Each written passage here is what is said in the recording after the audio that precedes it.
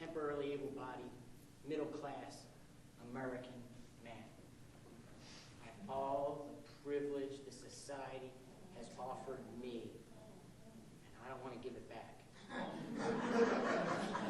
I'd love to help you get some of what I got. The first speaker I heard here today, when I came in, they talked about transparency and being real, and I am always shocked at how afraid we are of doing that. I don't get it. Because if I pretend to be somebody with you today, what happens if you like me is you're not even liking me. Yeah. And if I pretend to be something else and you like me, that's not even, or dislike me, it's not even me you're disliking. And so I'm going to take a risk with you today. I'm just going to be me, blemishes and all. You know, this far away, I can even break wind and nobody would even know. No offense. We are all just people. I've traveled the world, and we're all looking for essentially the same stuff. We're looking to feed our children and have health care. Looking for me at least to have a car that has heat in it the day I drive away in 4-degree weather. And I want that.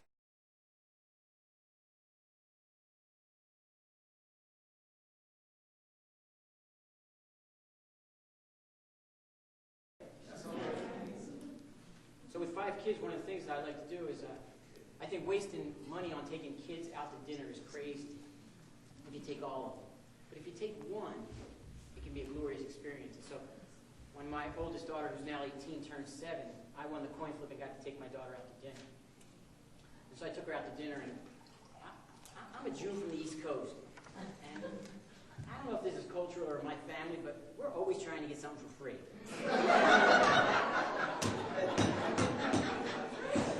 You know, all stereotypes are based in kernels of truth, okay? So grab that kernel.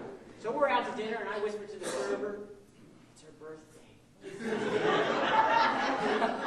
So we get the flaming ice cream at the end of dinner. It's wonderful. And at the end of dinner, I say, honey, would you like to go down to the hippie store and get those rock earrings you've been wanting? And she said, oh, Daddy, that would be great. Now, she's 7, so she still loves me, okay? So we drive down to Old Town, Fort Collins, Colorado, and we go to get the rock earrings. As we're walking back to the counter for the earrings, I whisper to the woman as we're walking back there, it's her birthday. Parents in the room, and the woman gets behind the counter, and she says, which rock earrings did you like, honey? And she looks down, and she says, I want those. And the woman says, you know, we're having a special for anybody who's having a birthday today. The special is that we're going to give away the rock necklace that goes with the rock earrings. And my daughter says, it's my birthday! And the woman says, well, that's great, honey. And she gives her the rock earrings and the rock necklace. And we drive home, and we hold hands, and it's a glorious night. And we go into the bedroom to go to sleep, and I read her the book that she wanted me to read to her that night, and I read it to her. It's Shel Silverstein's Hungry Mongry. She just loves it. I read it all the way through, and I say, happy birthday, honey. That was beautiful. It was so nice being with you. I love you so much. And she screams, you love Beth more than you love me! And I look at her and I think to myself, I'd like to kick your little butt. What the hell are you talking about? I got you that necklace because I told her it was your birthday. The damn thing's going to be stuck to a piece of gum under the car seat in a week.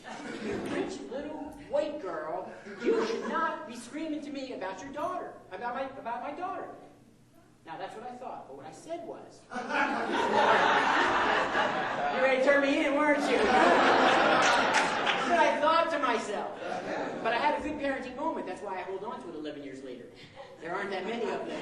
I said, oh, honey, it's really hard to be the big sister of a 2-year-old because 2-year-olds are the cutest things in the world.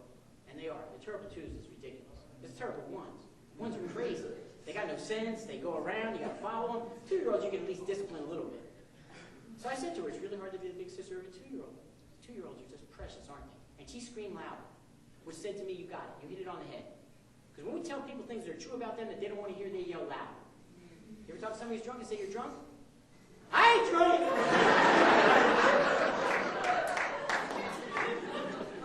You call me short with a big nose, a receding hairline, and obnoxious, we're going to fight. Call me fat, I don't think I'm going to be mad at you. And so I said to her, honey, it's hard to be a big sister of a 2-year-old. And she said, yes, and she cried loud. I said, I'll come back and check on you a little while, honey. I love you. You have a good sleep, okay? And I came back about 5 minutes and she was asleep. So what happened in the story, and why I tell you this at the end, is what I did for her is I didn't argue about the air she was smelling. I had empathy and compassion for the plight of her life. And the plight of her life was it was hard to be the big sister of a 2-year-old. And in so giving this compassion, tuning into her energy, not telling her that she was wrong for what she was feeling or believing or thinking, I joined with my daughter and finished a night that ended up being magic for me that I get to tell you about today. So as we tune into the magic on the planet, I think we're going to keep making it be what it's got to be. And I hope we can keep believing that, because when we don't, I think that's when we're in big trouble. Thank you for having me here today.